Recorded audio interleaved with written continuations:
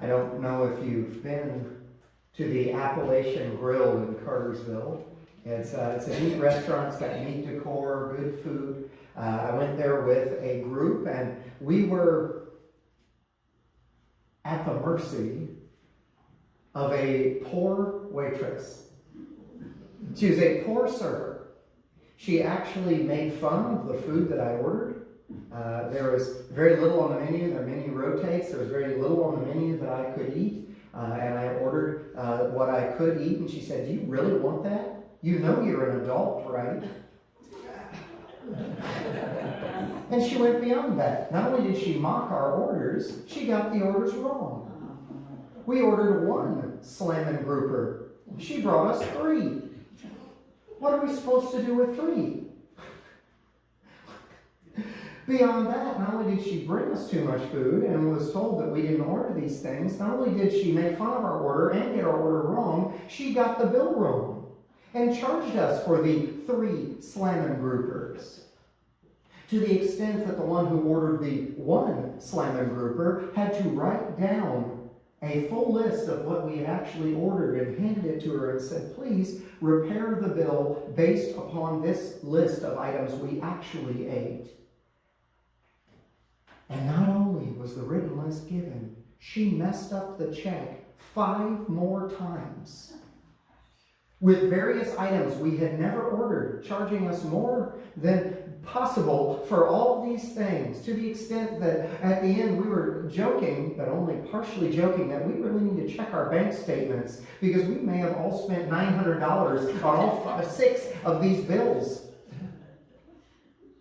We were at the mercy of poor leadership, at the mercy of a poor representative there. And as we look around at the world, it can seem like who is in charge is actually chaos.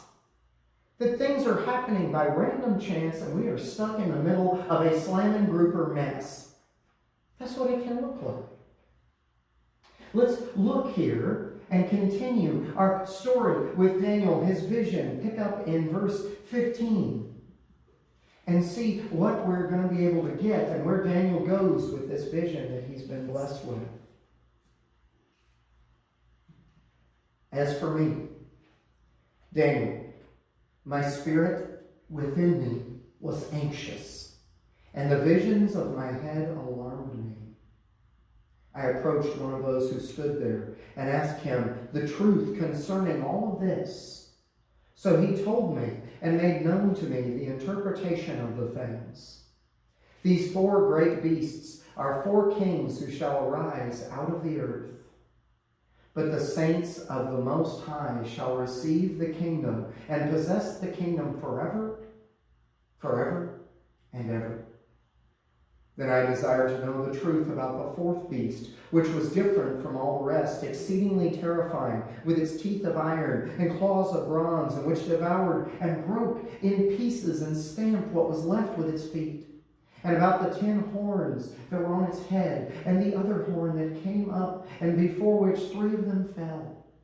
The horn that had eyes and a mouth, and spoke great things. And it seemed greater than its companions. As I looked, the horn made war with the saints and prevailed over them, until the Ancient of Days came. And judgment was given for the saints of the Most High, and the time came when the saints possessed the kingdom. Thus he said, "As for the 4th beast, there shall be a 4th kingdom on earth, which shall be different from all the kingdoms. And it shall devour the whole earth, and trample it down, and break it to pieces. As for the 10 horns, out of this kingdom 10 kings shall arise, and another shall arise after them. He shall be different from the former ones. 3 kings. He shall speak words against the Most High, and shall wear out the saints of the Most High, and shall think to change the times and the law. And they shall be given into his hand for a time, times, and half a time. But the court shall sit in judgment, and his dominion shall be taken away, to be consumed and destroyed to the end. And the kingdom and the dominion and the greatness of the kingdom under the whole heaven shall be given to the peoples of the saints of the Most High. His kingdom shall be an everlasting kingdom, and all dominions shall serve and obey him. Here is the end of the matter. As for me, Daniel, my thoughts greatly alarmed me, and my color changed, but I kept the matter in my heart. What a complicated portion of Scripture. And we only get to partially study this prophecy today because we're actually dealing with these words and these ideas of Daniel for the next multiple weeks. Because this isn't the only vision, and it's not the only vision we're going to look at. It's not the only one Daniel gets, and all of them work together to create this picture. But when does this vision come to Daniel here? At the very beginning, verses 1 through 2, we see it's during the reign of Belshazzar. So that means the writing on the wall hasn't happened yet. This is predating the writing on the wall. This is before the Medo-Persian Empire takes over, so know that. What does Daniel describe here? Confused waitresses? Something scarier than that. He describes what sound like monsters, beasts, representative beasts, and confused waitress. The chaos that we face on our day-to-day life is only the tip of the scariness iceberg as far as this vision goes. And that's our first point. We need to expand our brains here and realize the world is full of fearsome powers. The world is full of scary things that are in charge of us, that we are at the mercy of, it feels like. We have description here, these four winds of heaven. Now, heaven in the Hebrew is the word for sky. So these are big, powerful winds coming out of the sky. And they're stirring up the great sea, seeing this chaos, this power. We have, as you know, we're getting ready for our county fair and getting ready to work there. We had one of our members this past week talking about preparing, just letting us know to prepare for rain because this person said even in the middle of a drought, it will rain on the county fair. No matter what, it will rain. And we can't stop the rain. When we think of nature, when we think of creation, we prefer a nice, pleasant spring day, don't we? Sunshine, calm seas, calm oceans. That's what we prefer. A storm that like the one described here, is scary to us. We prefer a pleasant spring day instead of a hurricane. Some of Sarah's family had to flee the hurricane. We have some members of the church as well who've had families in the line of that horrible storm. And we look on a storm like that and say, wouldn't it be great if we could turn off a switch and make that not happen? Because we see storms as rebellion against nature. That's not the way it's supposed to be. But that again is just the tip of the scariness iceberg, the weather. The weather is, I wish Daniel quit with the weather, but he goes further. We still have to deal with the monsters, the beasts, these creatures. Now, I'm calling them monsters just because they're so bizarre in their appearance. They're not your average animals, certainly. Verse 3, out of the storm, out of the torrent of the sea, out of these four powerful winds, these beasts, these startling creatures, one after another, each progressively more frightening, with the fourth one being the scariest of all. These uncontrollable forces that come and have dominion, this word dominion, that means hold sway, control, charge, authority over the earth. Uncontrollable forces. And if we flash forward then to verse 17, Daniel's interpretation reveals that these four beasts represent kings. Represent really kingdoms, human kingdoms, earthly rulers, earthly leadership, world powers. And now these can be understood three ways, actually. There are three ways to read this now, so expand your brain here. You can say, okay, these are just generic world leadership. These are kingdoms and authority like we see all around us. You can read this as being only an apocalyptic revelation type vision, saying these are bad things that are still to come, instead of just being generic. Or there's actually a school of biblical study that sees these as already being fulfilled prophecies during the time of the Old Testament prophets. That these are kingdoms the world has already seen. And I think it would help us if we focus on that a little bit here in just a second. But these can be understood as just four generic world powers. These can represent the cycle of geopolitical upheaval that we've seen over and over all around us. The shifts in who is in charge and who is not in charge, who seems to be in charge. And this idea isn't limited to Daniel, is it? Scary world powers isn't limited to Daniel. It's not limited to Babylon. It's not going to be limited to Persia. It's not going to be limited to Rome. I remember hearing during the mid-20th century, school children were taught how to hide under their desks in case the Soviets dropped bombs, as if a desk could protect you from a nuke, because people were scared. I was talking to a homeschool mother just the other week. She took her children to the zoo in Atlanta, and there her son saw a Muslim woman dressed in the full burqa, the Islamic garb. And this child was terrified. And the mother said, "Son, why are you so scared?" He said, "I want to go home." She said, "Why? This is a beautiful day. The zoo's a lot of fun." He said, "Because we're going to get blown up." She could be hiding a bomb under that thing. This kid was terrified. Who's in charge of this world? The Soviets? Not anymore. Who's in charge of this world? The Taliban? It feels like we're at the mercy of these terrifying forces, doesn't it? So much so that small children are taught fear. Taught to be scared. Now, as I already said, though, there's a school of biblical thought that sees this as not only a generic idea of the general fear that world powers cause, but also with specific examples that we have already seen to get us thinking about that. These can be understood as literal kingdoms, just like is described in verse 17. And let's explore that possibility. We start in verse 4 with the lion, don't we? The lion that isn't like a normal lion. It has these wings. Wings like an eagle. And then it's taught how to stand up on its hind legs like a man. What could that possibly represent? This school of biblical study sees the lion as being the kingdom of Babylon. The one Daniel's stuck in right there. The one he's under the power, the dominion of right there. With the wings being plucked off, representing the humiliation of Nebuchadnezzar, which we've already studied.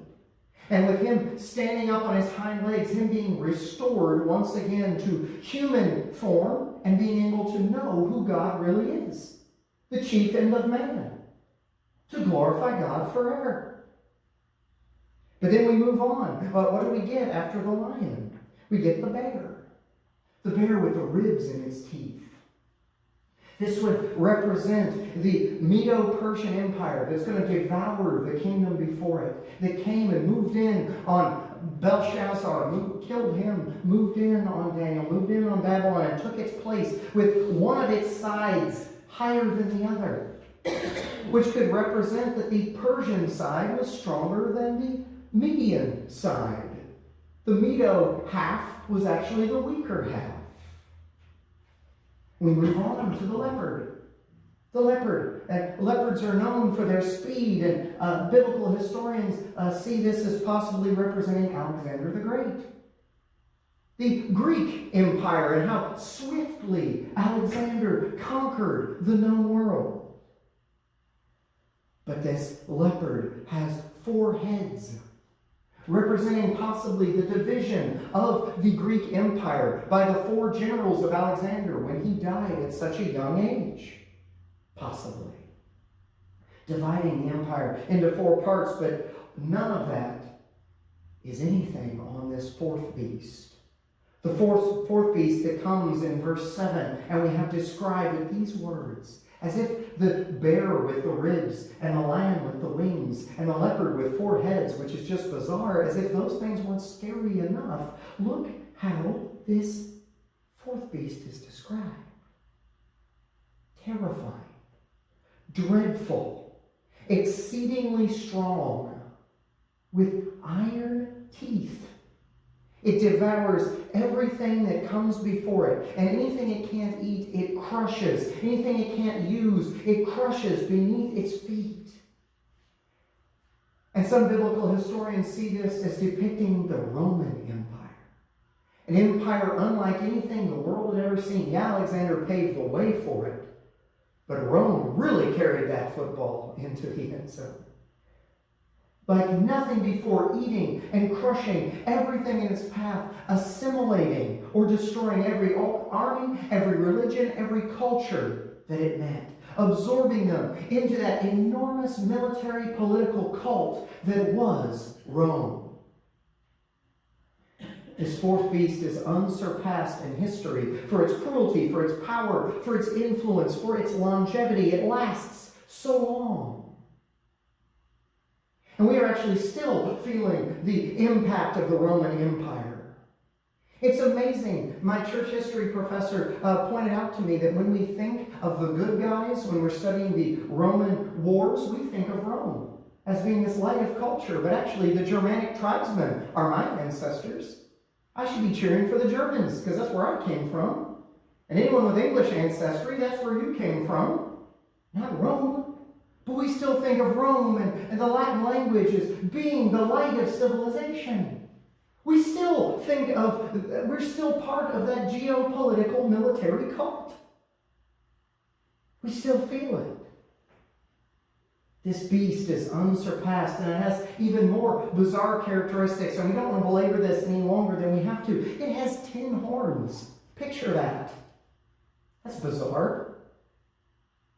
But the 10 horns aren't just the only thing, but what could those 10 horns possibly represent? If this beast is depicting Rome as well as being a general source of incredible power, these could be Caesars.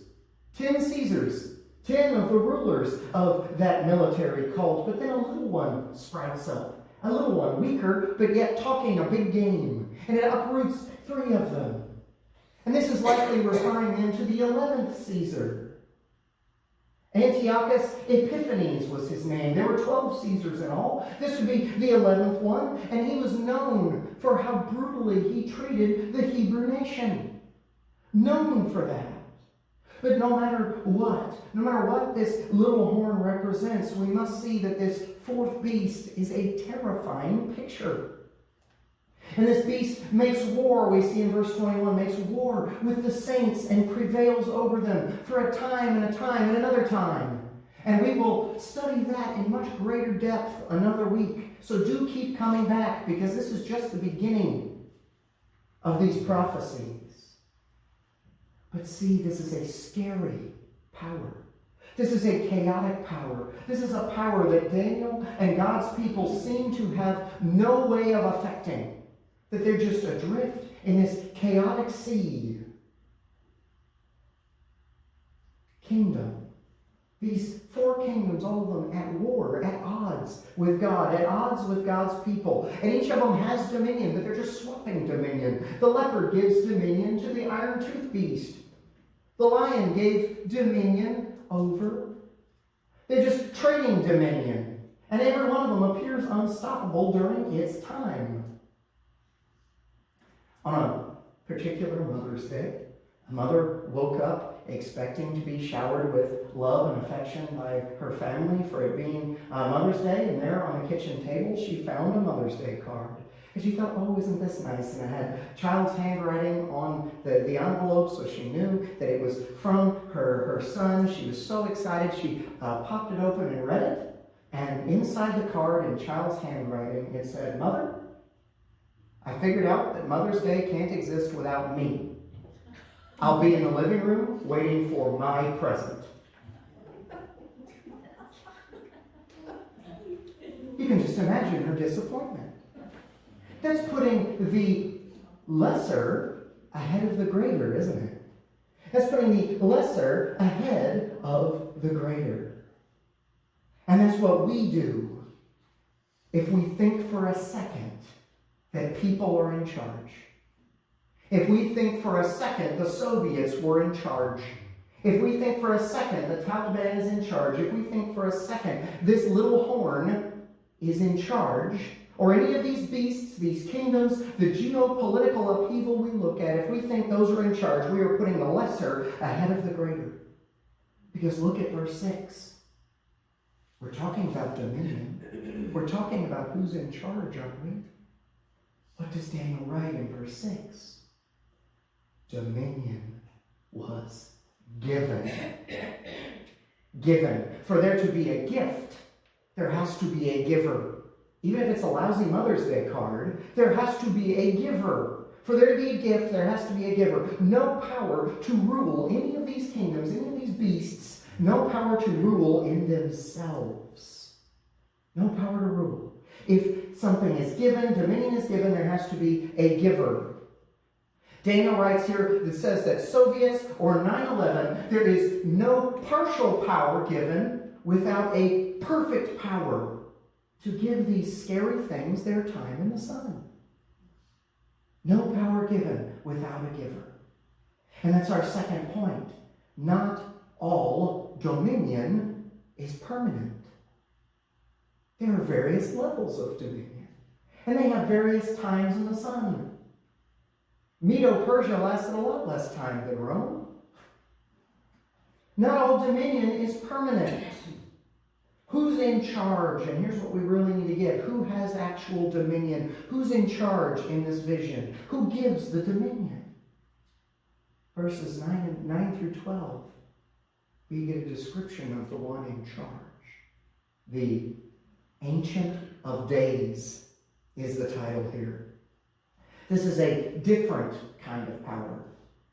A longer lasting power. And this power is actually scarier, if we pay attention. This power is actually scarier than any of the beasts because this power is so pure. Look at the description. The Ancient of Days clothing, white as snow, radiantly pure, and better than anything on earth. His hair, white like pure wool, glowing with power. And the Ancient of Days, he's got this name Ancient, which shows time. Longer than Rome. Longer than the Soviets.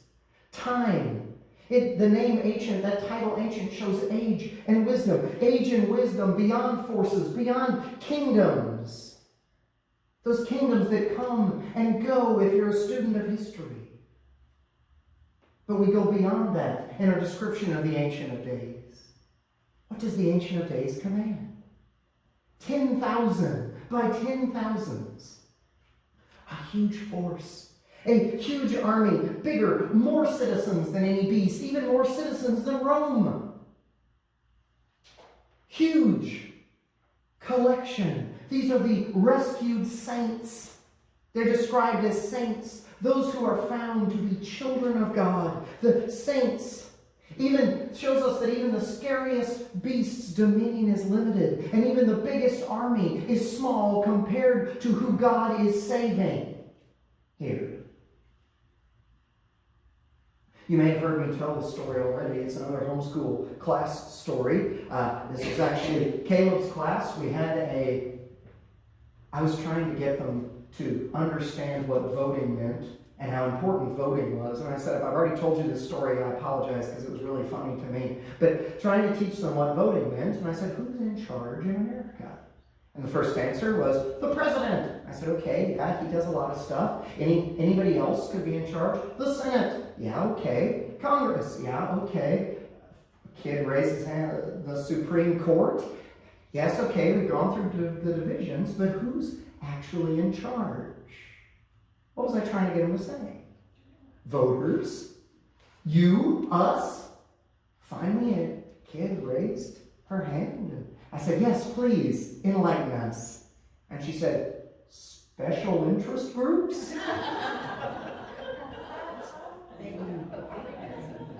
It's pretty obvious, isn't it, that we aren't in charge. It's pretty obvious that in terms of the global scale, we are in charge. And when we're living in this conflict-filled country, on this contentious planet, it can feel like the powers that are in charge last forever, and they are terrifying. We've got this little horn in verse 11, don't we?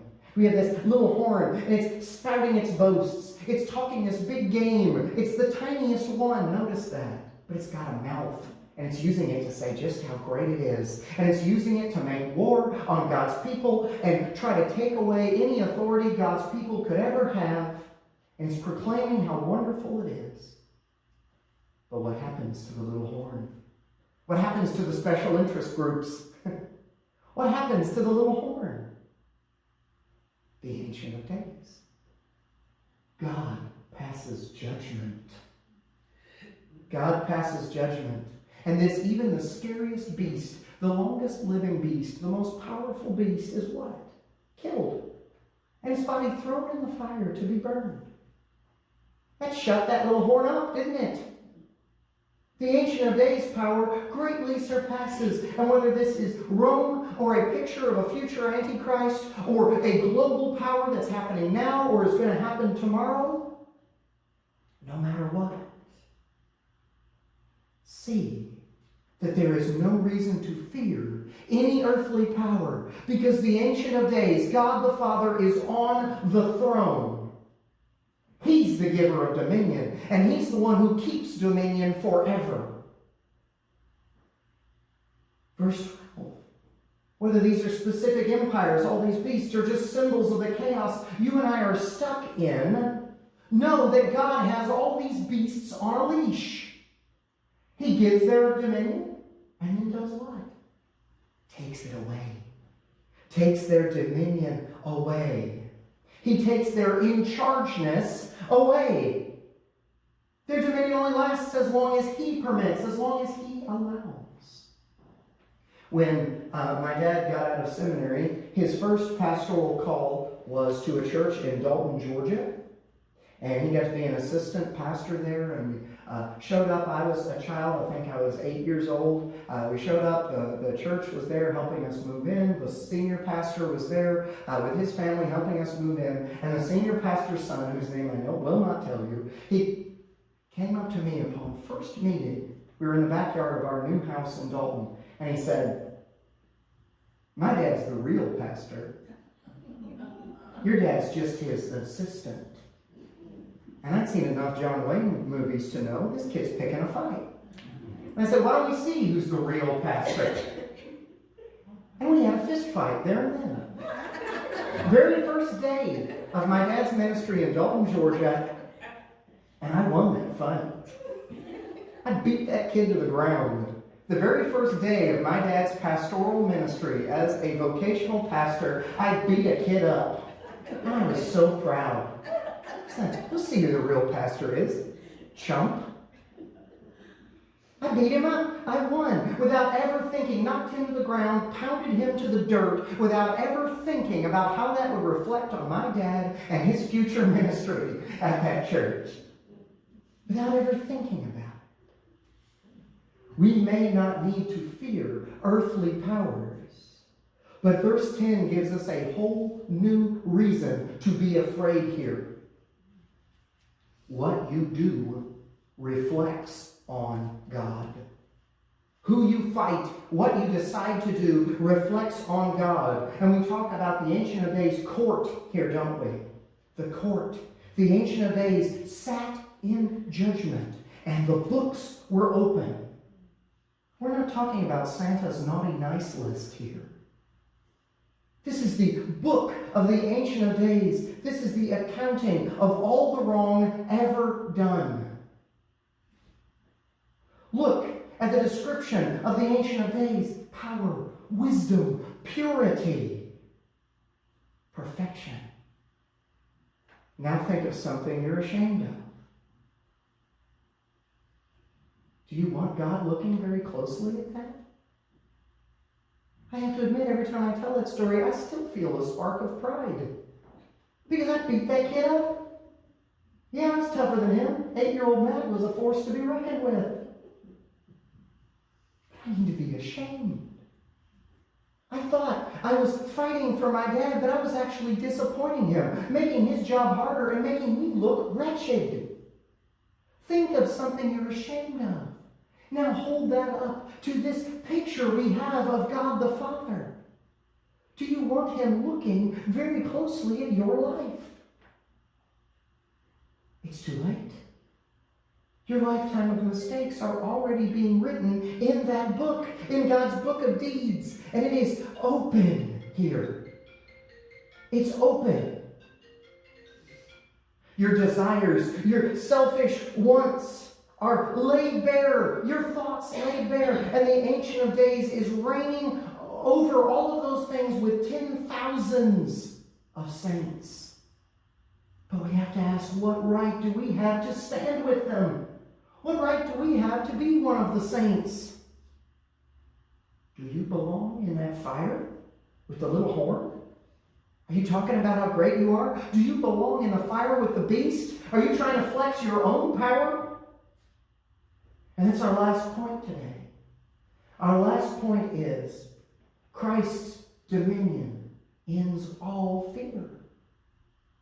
Verse 14, dominion is taken away from the beasts. Verse 14 is taken away from the kingdoms, taken away from the beasts, taken away from the chaos, taken away from you and me, and given to someone else. Who? Let's reread verses 13 and 14. I saw in the night visions, and behold, with the clouds of heaven, there came one like a son of man. And he came to the Ancient of Days and was presented before him. And to him was given dominion and glory and a kingdom that all peoples and nations and languages should serve him. His dominion is an everlasting dominion which shall not pass away, and his kingdom one that shall not be destroyed. Who is the Son of Man? That's Jesus Christ. That's Jesus' most used, dare I say, preferred title for himself. Jesus refers to himself as Son of Man more in Scripture than any other title. Possibly that is because thanks to Daniel 7, the title Son of Man is furthest removed from any non-Messiah title. Furthest removed from any non-permanent dominion ruler. Furthest removed from any non-true Savior. Jesus is given dominion, not chaos, not human leaders, not you. Jesus is given dominion. Jesus can stand with the Ancient of Days because he is God too. He's the second person of the Trinity, Jesus, the Son of God. But you may be saying, well, how's that good news? How's this good news? I'm still lousy. I'm still beating up 8-year-olds. How is this good news? I still feel proud about it. How is this good news? This is another force more powerful than me. This is another perfect being to judge you. How is this good news? How does Daniel finish his vision in verse 28? Not with good news. He finishes it pale and greatly alarmed. That's not a fun way to wake up. That's not a fun way to get out of bed and face your day, is it? Don't leave this passage today pale and greatly alarmed. Don't leave here this morning and try to face your life pale and greatly alarmed because of how perfect Jesus is. Because what does the Son of Man do with this dominion? By Jesus' own words that we read from Luke 19 for our call to worship. What did the Son of Man, Jesus Christ, do with his permanent rulership? He came to seek and save those who are lost. Those who don't deserve to be called saints. And those who have things in their past they are ashamed of. Daniel gets to hear in his vision and see that Jesus' dominion is everlasting. But the Gospels add that using his dominion, Jesus died and rose again. And he uses his dominion to offer you a way out of judgment, if you will just ask. So today, open the book of your deeds and admit to yourself that you are lost without Christ. Then in him, be able to give up being afraid.